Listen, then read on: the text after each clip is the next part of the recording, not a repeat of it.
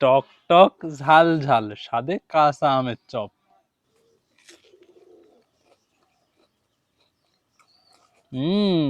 অসাধারণ। ও মা, কি হইলো? আজকে তো মেঘলার দিন, তো ভাজা পোড়াও তো খেতে মন চাইছি। ভাজা পোড়া এখন আর কি কই দেবো বাবা? দেখো কিছু একটা বানিয়ে দাও।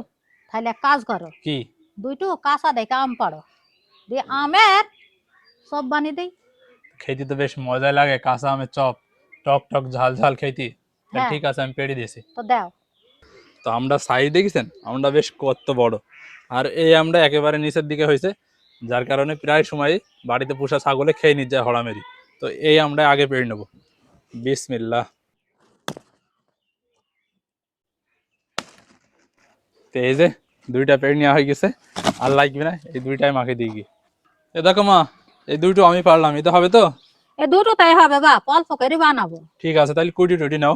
আচ্ছা ঠিক আছে, আম দুইটা এবার কুইটে নেবো। কে বলে গাছে থেকে পাড়া হাইলো, তাই আমে খুব আটা আছে।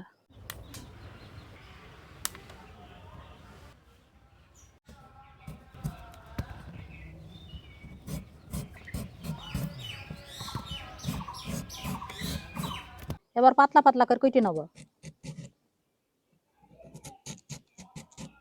ঠিক এইভাবে পাতলা পাতলা করে সব কুইটে নিতে হবে। নে সন্টু খা।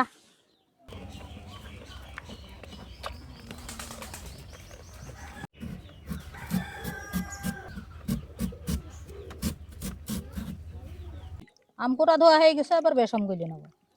বেসনে দিয়ে দিলাম শুকনো ঝালের গুঁড়ো, হলুদের গুঁড়ো, জিরি গুঁড়ো, ধনে গুঁড়ো, স্বাদ মতো নুন, দিয়ে দিলাম অল্প একটু কর্নফ্লাওয়ার, বেকিং পাউডার। এবার সব কিছু নেড়ে ছেড়ে ভালো করে মিশিয়ে নেবো। এবার একটু একটু করে পানি দিয়ে গুলিয়ে নিছে। বেসম গুলি নেওয়া হয়ে গেছে, এবার একটা করে বেসমে মাখিয়ে নিয়ে তেলে ভেজে নেবো। তেল গরম হয়ে গেছে, এবার তেলে দিয়ে দিলাম। এইভাবে আস্তে আস্তে জাল দিয়ে উল্টি পাল্টি মশমশিকে সুন্দর করে ভেজে নেবো, যাতে আমটা ভালোভাবে সেদ্ধ হয়। ভেজে নেওয়া হয়ে গেছে, এবার তুলে নিছে। এবার দ্বিতীয়টাও দিয়ে দিলাম।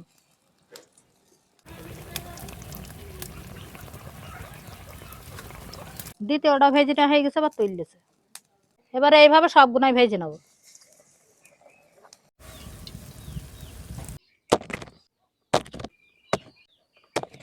এতক্ষণ তো আপনারা দেখতেই পেলেন কিভাবে বানানো হলো এই কাঁচা আমের টক টক ঝাল ঝাল স্বাদের চপ।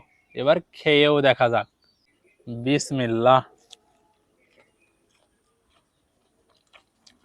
দারুণ দারুণ।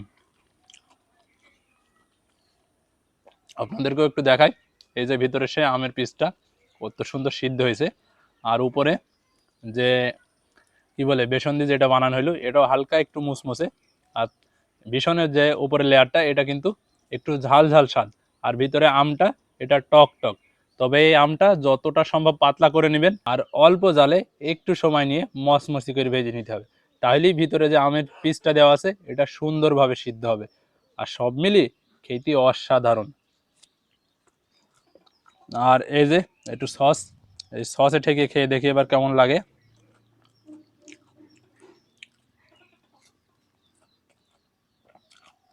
একদম তো দুই রকমের স্বাদ পাচ্ছিলাম, মানে টক ঝাল, আর এবার হচ্ছে সসের টক ঝাল মিষ্টি।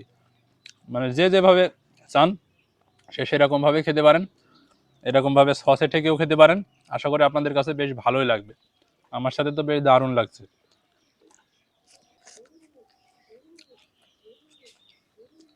তো আজকের ভিডিওটা আর বাড়াবো না, এখানে শেষ করে দিচ্ছি। দেখা হবে নতুন কোনো ভিডিওতে। আর অবশ্যই একবার হলে ট্রাই করে দেখবেন, আশা করি বেশ ভালোই লাগবে। ট্রাই না করে কোনো রকম মন্তব্য করবেন না, কারণ এটা হয়তো অনেকেই না খেয়ে থাকতে পারেন। তো যারা খাননি তারা অবশ্যই একবার করে ট্রাই করে দেখতে পারেন। তো ভিডিওটা এখানে শেষ করে দিচ্ছি। দেখা হবে নতুন কোনো ভিডিওতে। ততক্ষণ সবাই সুস্থ থাকবেন, ভালো থাকবেন। সবাইকে জানাই আল্লাহ হাফেজ।